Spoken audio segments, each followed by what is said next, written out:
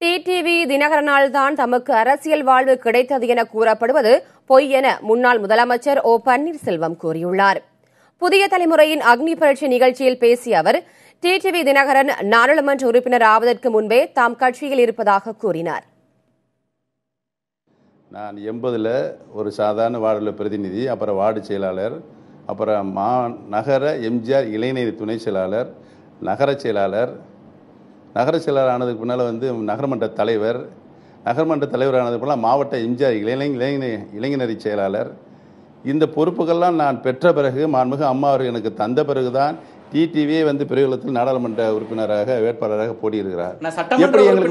அவர் வந்த பிறகுதான் முதலமைச்சரானது, அவர் வந்த பிறகுதான். இன்னொரு உண்மையை நான் சொல்ல வேண்டும் என்றால், நான் சட்டமன்ற உறுப்பினராக மாவட்ட செயலாளராக மாண்புமிகு அம்மா 2000 போட்டாங்க.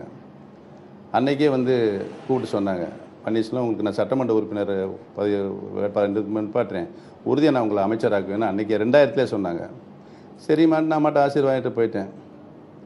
சட்டமன்ற தேர்தலில் மாண்புமிகு அம்மா அவர்களால் நான் சட்டமன்ற உறுப்பினராக வருவாய்த்துறை அமைச்சராக நியமிக்கப்பட்டேன். 3 மாதம் கழித்து என்னை அம்மா அவர்கள் முதலமைச்சராக்குனாங்க. ஆக்கிட்டு மறுபடியும் அம்மா அவர்கள் முதலமைச்சராக வந்த பிறகு திரும்ப ஒரு 4-5 மாதம் கழிச்சு என்னை கூப்பிட்டாங்க செக்ரட்டேரியட்டில். பன்னீர்செல்வம், சசிகலா குடும்பத்தில் டிடிவி தினகரன் உங்களுக்கு முதலமைச்சர் பதவி வாங்கி கொடுத்தான்னு சொல்லி பரவலாக ஏதோ பேச்சிருக்கான். நான் கொடுத்தது உங்களுக்கு மனசில் வச்சுக்கோங்க. யார் சொல்லியும் நான் கொடுக்கல, உங்களுடைய தன்மையை பார்த்து நானாக கொடுத்தது அப்படி என்று சத்தியமாக மாண்புமிகு அம்மா அவர்கள் என்னிடம் சொல்லியிருக்கிறார்.